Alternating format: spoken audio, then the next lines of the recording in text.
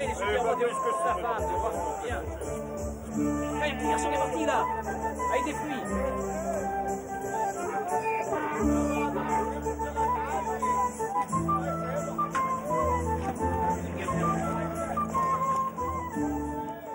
Il y a une remise de comptes et de bilans spirituels à laquelle nul ne pourra échapper.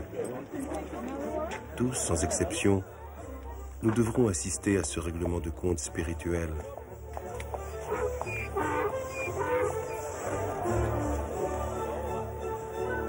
Ce jour-là, nous serons jugés pour ce que nous aurons fait dans la vie mortelle. Et nous serons menacés de saisie, si je puis m'exprimer ainsi. La justice, la loi éternelle de justice, sera la mesure utilisée pour régler ce compte. Il n'y a pas de compassion dans la justice seule, uniquement la justice. Notre vie sera pesée sur la balance de la justice.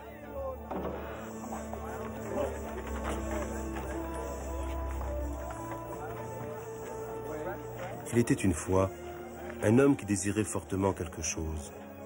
Cela lui paraissait plus important que n'importe quoi d'autre dans la vie. Pour l'obtenir, il s'endetta lourdement.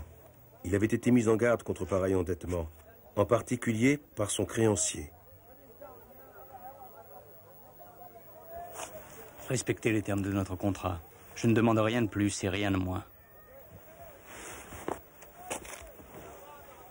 Mais il lui paraissait si important de faire ce qu'il voulait faire et d'avoir dès maintenant ce qu'il voulait, qu'il était sûr de pouvoir payer plus tard.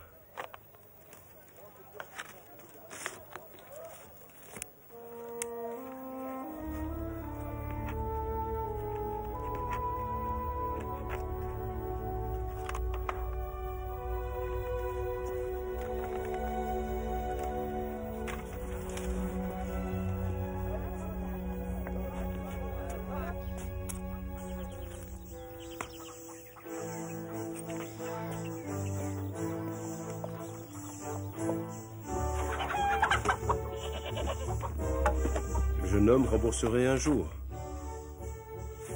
Il ne s'en préoccupait pas trop, car la date d'échéance semblait très lointaine.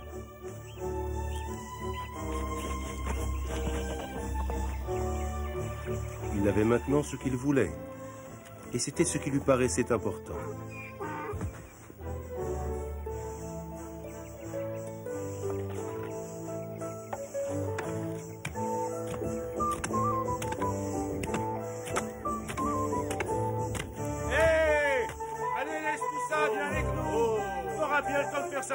Allez, viens avec nous, dépêche-toi. Ah, tu te décides finalement. Allez, viens, dépêche-toi, saute. Allez, grimpe, on va à la ville.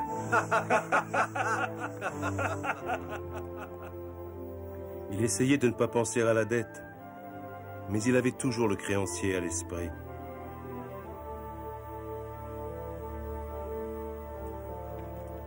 Le débiteur faisait de temps en temps des versements symboliques, pensant que le jour des comptes ne viendrait jamais.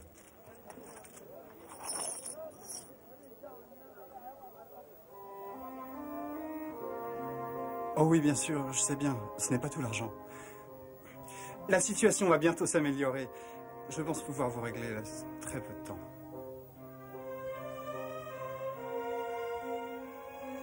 Mais, comme c'est toujours le cas, le jour arriva et le contrat expira. La dette n'avait pas été complètement payée et le créancier exigea le remboursement total. Je ne peux pas vous payer. Je suis vraiment sans un sou. Alors j'exécuterai le contrat. Je prendrai tous vos biens. Et pour finir, on vous jettera en prison. Vous avez accepté cela. C'est vous qui avez choisi. Vous avez signé le contrat. Maintenant, il faut l'appliquer. Vous ne pouvez pas prolonger le délai? Ou annuler la dette? Ou trouver le moyen de garder ce que j'ai et que je n'aille pas en prison? Vous croyez sûrement à la miséricorde. Ne ferez-vous pas preuve de miséricorde? La miséricorde est toujours unilatérale. Elle ne profiterait qu'à vous. Si je fais preuve de miséricorde, je ne serai pas remboursé. C'est la justice que j'exige. Croyez-vous en la justice? Je croyais en la justice lorsque j'ai signé le contrat. À l'époque, j'étais certain qu'elle me protégerait. Moi, je n'avais pas besoin de miséricorde à ce moment-là. Je me disais que la justice nous servirait tous les deux. C'est la justice qui veut que vous payiez le contrat ou que vous en subissiez le châtiment. Vous en êtes convenu. Et c'est ainsi qu'il doit en être. La miséricorde ne peut dépouiller la justice. Ils en étaient là, l'un appliquant la justice, l'autre demandant miséricorde. Aucun des deux ne pouvait l'emporter autrement qu'aux dépens de l'autre. Si vous ne remettez pas la dette, il n'y aura pas de miséricorde. Et si je le fais, il n'y aura pas de justice.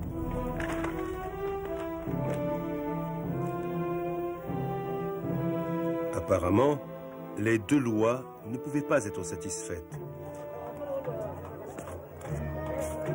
Ce sont deux idéaux éternels qui paraissent se contredire mutuellement.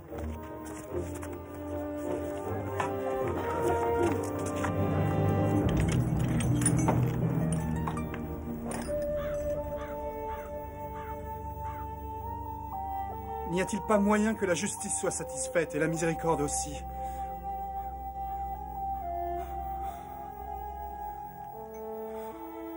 Il y a un moyen. La loi de justice peut être pleinement satisfaite et la miséricorde peut être pleinement accordée.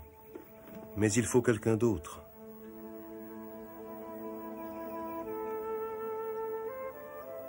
Et c'est ce qui arriva cette fois. L'ami du débiteur vint à son aide. Il connaissait bien le débiteur.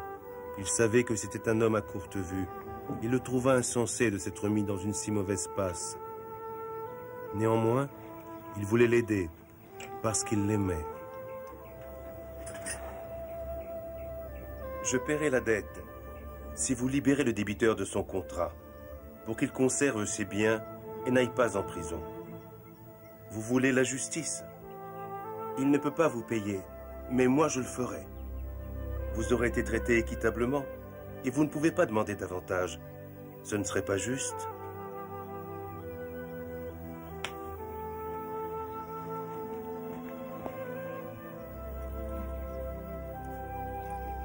Si je paie ta dette, m'accepteras-tu comme créancier? Oui. Oh oui. Alors tu me payeras la dette et je veux en fixer les conditions. Ce ne sera pas facile, mais ce sera possible. Je vais te fournir le moyen. Tu n'as pas besoin d'aller en prison.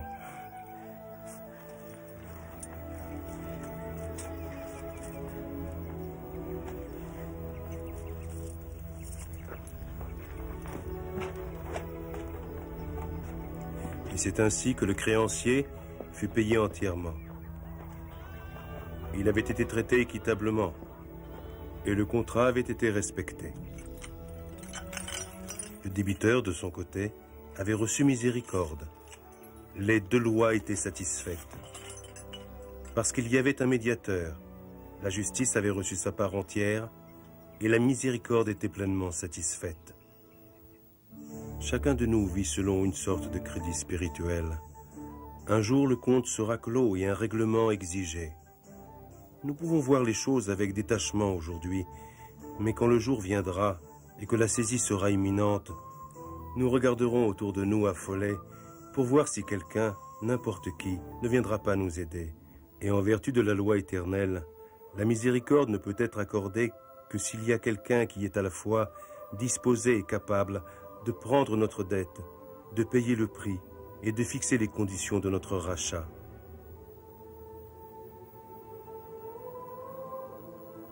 S'il n'y a pas de médiateur, si nous n'avons pas d'amis, le poids tout entier de la justice devra absolument tomber sur nous, sans restriction et sans compassion. Il y a un rédempteur, un médiateur qui est prêt à la fois à apaiser les exigences de la justice et à accorder la miséricorde à ceux qui sont pénitents, car il s'offre en sacrifice pour le péché. Il satisfait au but de la loi pour tous ceux qui ont le cœur brisé et l'esprit contrit.